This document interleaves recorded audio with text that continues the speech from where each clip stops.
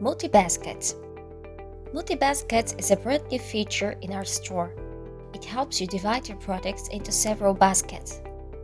It is a highly convenient tool for owners of several points of sales, as it allows creating a separate basket for each of them.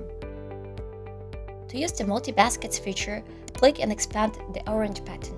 To create a new basket, select Edit My Baskets and then Create New Basket. You can easily edit any basket. To do it, please click plus symbol next to the selected basket. You can set it as active, which means selected products will be put during the first place.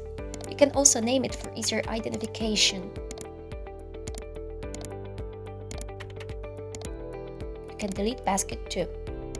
From now on, you can do the shopping by adding products to more than one basket. Products are always added to the active basket.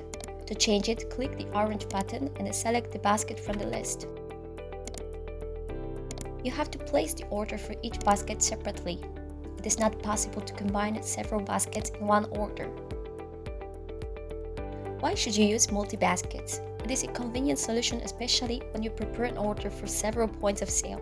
You can also add favorite products or the ones which you wish to remember about when you place another order into a separate basket. You can watch all the videos about the site's features in the menu playlist.